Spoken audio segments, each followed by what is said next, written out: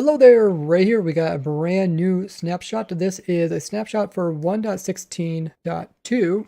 This is currently snapshot 20W27A. Well, they came out with 1.16 and then they came out with 1.16.1 to fix a minor bug to do with realms in Java. Now, the idea with 1.16.2 is it adds a new mob which is going to watch over the bastion so people can't easily take all the gold. And this is the first snapshot of these new versions. And if you haven't already, guys, make sure to go ahead and subscribe. And don't forget, after this video goes live, we will be testing out this snapshot with the viewers. And you guys can get all the information how you guys can join with my Twitch link down below. Now let's get into all the new features as well as bug fixes for this new version. Add a new feature, which is a new mob. This is Piglin Brute. We can go ahead and spawn one in, see what these guys look like. They are very similar to the normal piglins, except they have some armor that is already part of them. It's not actually armor you can collect. And they also have a gold axe. Plus they have this shield that's part of their arm, which makes them a lot tougher. If we take a look at their stats, you can see they have 50 health, same as like iron golems as well as ravagers. They also have a chance of dropping their weapon they're holding, as well as able to pick up loot, meaning they can pick up armor or swords. They're definitely stronger than the normal piglins. Now these brutes are not afraid of zombified piglins like the normal piglins are. The normal piglins will try to run away from the zombified piglins, where these guys just don't care. These guys also don't care about gold. If you throw gold on the ground, they're not going to like run towards it or get distracted by it. Also, these guys will attack on sight, and they do a lot of damage. Almost kill me there. And it doesn't matter what type of armor you have, they will still attack you. So even if you have gold, which normally can distract the normal piglins from attacking you, it won't affect these guys. Now notice these guys do have gold axe, so if you go into survival and you try to block their attacks, you might be able to block one of them, but then their axe disables your shield and then they kill you. So they kill you within a matter of seconds if you don't have very good armor on. It does say that was slain by Piglin Brute.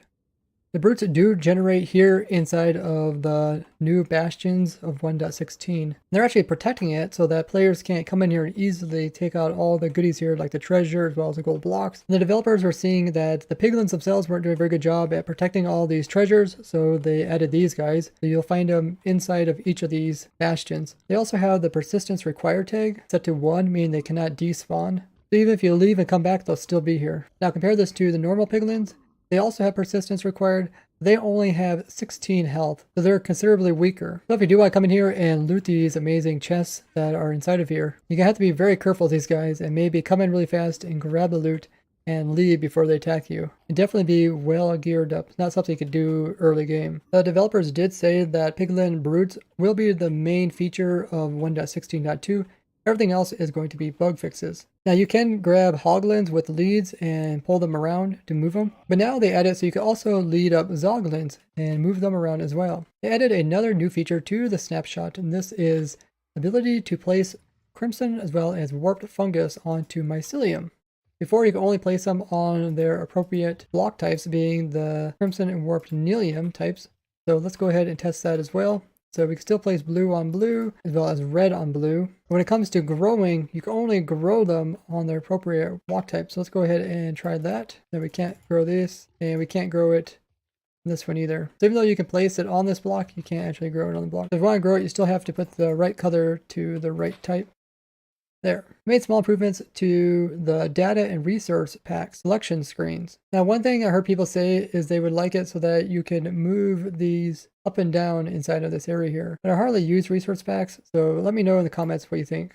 They fix some really old bugs, like if the item inside of an item frame ever gets in the side of your view, it would usually go invisible and vanish. And the bug report is way back from version 1.4. But now you can see, no matter which way you turn, the item frame can still be seen in the corner of your screen. This also affected tile entities. They fixed another really old bug from 1.4, which is if you were crouching on the edge of something and then you drop down one layer, it's possible to fall into the emptiness beside it, making that small little jump from this one down to that one. But I'm also pushing off to the side. You can see that I'm still able to push towards this hole and jump down one layer without actually falling off of the edge. Now this was a pretty annoying problem, especially if you're playing like Skyblock. And while we're playing Proto Sky, I was actually afraid of this quite often because we were using a lot of blocks as well as slabs. And we had a lot of people pushing each other because there's so many people in such a small area. And the first episode of Proto Sky will probably come out this Thursday. They fixed a problem to do with player heads. They are still really laggy when they're loaded, but you can see you used to have this problem where the head would always appear with the same skin on it, even if the save texture data is different. But you can do some pretty cool stuff with player heads. Here's a cool looking one. They added it so you can make the tab button for opening and closing your inventory. So by hitting tab, open it and close it. Before it would just open it but never close it. They fixed a pretty annoying bug, which is items could sometimes get stuck on the soul sand in these bubble columns like this. Instead of getting launched upwards, if they were dropped in very low, they would just get stuck in the very bottom and wouldn't ever get launched upwards. Now they fixed this, which is amazing. I know one of you guys was asking about this recently. Now we should be able to make item streams where we have like ice right here, the same Y level, push it directly into it and go up, rather than having to drop items a little bit higher so they never get close to the soul sand. There was a pretty weird bug to do with boats going through gateway portals. It would kind of rubber band you back if you went through a gateway portal while inside of a boat. We actually ran into this while we were on Pro Deck trying to move some villagers over into the other side. We tried to move them like this, and what happened is the player would be dropped into the void. Looks like there might still be some client-side issues. Okay, there. So now it finally loaded. It looked like you're falling in the void, but that was just client-side. We weren't actually taking any damage there.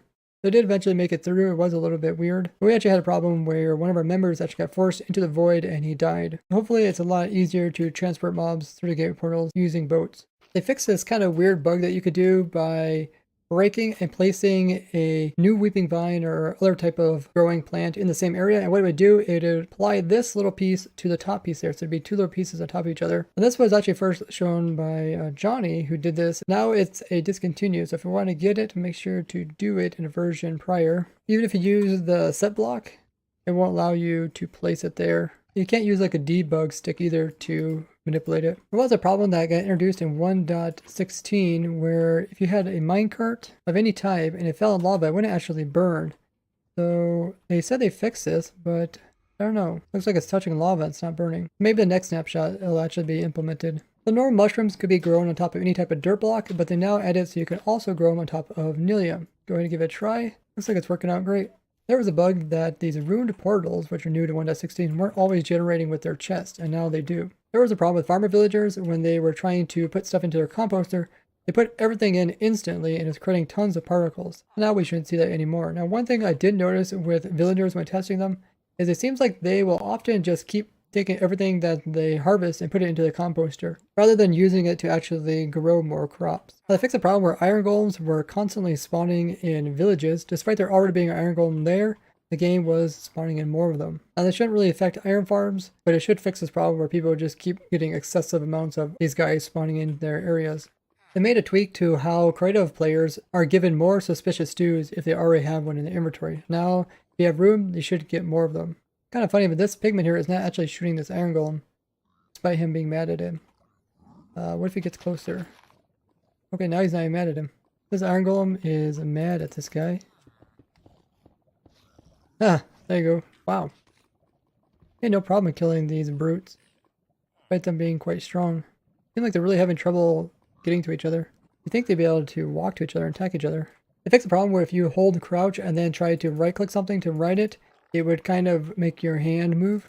Now you just won't be able to mount anything while being in crouch mode. There's also a problem that if you would be riding a strider through lava and log out, and when you log back in, the player would be set on fire. So that shouldn't occur anymore. They also made some other consistencies to do with creative players and collecting different stuff with like bottles. In 1.15, if you launched a mob with the slime, you get launched 6 blocks high, where in 1.16 it was only going 5 blocks high, so they went ahead and changed it back. There was a problem that the shininess of elytras when they're enchanted wouldn't be showing up when you're inside of a boat, and now you can see it works again.